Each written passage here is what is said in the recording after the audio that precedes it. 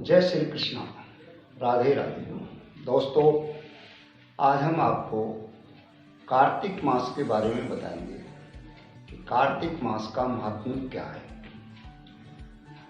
कार्तिक मास के अंतर्गत कहते हैं जो भी स्त्री पुरुष अगर कार्तिक मास में प्रातः ही चंद्रमा की छांव में स्नान करते हैं और विष्णु भगवान के मंदिर में झाड़ू लगाते हैं, साफ सफाई करते हैं, विष्णु भगवान की पूजा करते हैं तो उनको बहुत अधिक पुण्य मिलता है। दीपदान करते हैं, भगवान की मूर्ति को संवारते हैं, कथा सुनते हैं, पूजा पाठ करते हैं, उन्हें सुख मिलता है और उनको सौंदर्य स्वरूप मिलता है। जो भी स्त्री पुरुष कार्तिक मास में तुलसी का पौधा लगाता है, तुलसी का बाग लगाता है, उसका सिंचन करता है तो उसे कल्प वृक्ष की छाएं मिलती है। कहते हैं कल्प वृक्ष लक्ष्मी माँ का वासा है।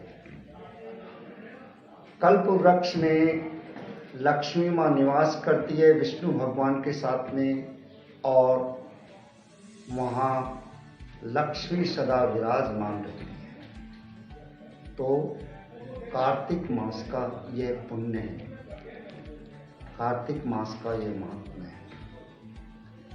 कहते हैं कि मनवंतर काल के अंतर्गत जब जालंधर नाम का राक्षस जो शिव का तेज था, जब शिव भगवान के सम्मुख आया, उसका शिव और जालंधर का युद्ध हुआ तो जैसे ही शिव भगवान के सामने जालंधर आया तो दोनों एक हो गए और जालंधर शिव भगवान में समा गया। फिर बिंद्रा को जब ये पता लगा तो विष्णु भगवान ने माया रची हुई थी, विष्णु भगवान ने माया से बिंद्रा का छल करने की कोशिश की तो बिंद्रा ने विष्णु भगवान को श्राप दे दिया। विष्णु भगवान को श्राप देने के बाद में बिंद्रा है वो भी माँ शक्ति में समा गई और विष्णु भगवान अब शोकग्रस्त हो गए और जल की समाधि लेकर सागर में बैठ गए। जब देवताओं ने विष्णु भगवान को गायब देखा तो वो चिंता में पड़ गए और वो विष्णु भगवान को ढूंढने के लिए चले। जब से विष्णु भगवान जल सैया में गए तभी से हमारे यहाँ पर देव सोने की प्रथा चल रही है। तो कहते हैं कि जो हमारे देव सोनी एकादशी 11 है उस दिन ही भगवान जल सैया में गए थे। तो ये प्रथाएं हमारे यहाँ पर चल रही हैं भारतीय संस्कृति के अंतर्गत। देव ने विष्णु भगवान की खोज की तो काफ़ी खोज करने के बाद में विष्णु भगवान जल सैया में मिले और जिस दिन पता लगा था उस दिन कार्तिक मास लगा था। तो सारे देवों ने मिलकर भगवती माँ के आशीर्वाद से सबने विष्णु भगवान की आराधना की और भगवती की आराधना की कि वो विष्णु भगवान को प्रेरित करे, उन्हें जगाए और देवताओं का कार्य पूर्ण करने के लिए उनकी शक्ति प्रदान करे, मोह माया से उनको दूर करे। भगवती ने भी उनको बताया कि विष्णु भगवान है शोक मग्न है और उनका शोक किस प्रकार से दूर हो सकता है, क्योंकि बिंद्रा के शोक से वो शोकग्रस्त हुए हैं और जल की समाधि लगाई। जब तक बिंद्रा उनके सामने नहीं आएगी तब तक वो अपनी जल सैया को नहीं छोड़ेंगे। तो भगवती के आशीर्वाद से भगवती ने कहा कि तुलसी की स्थापना की जाए और बिंद्रा का स्वरूप उसे दिया जाए। तो उसको शारीरिक स्वरूप जो सुंदरता दी गई वो लक्ष्मी माँ का स्वरूप दिया गया और मुख जो दिया गया वो बिंद्रा का स्वरूप दिया गया। तो इस तरह से विष्णु भगवान को जगाने के लिए तुलसी की स्थापना की गई और जिस दिन तुलसी और विष्णु भगवान का विवाह संस्कार हुआ।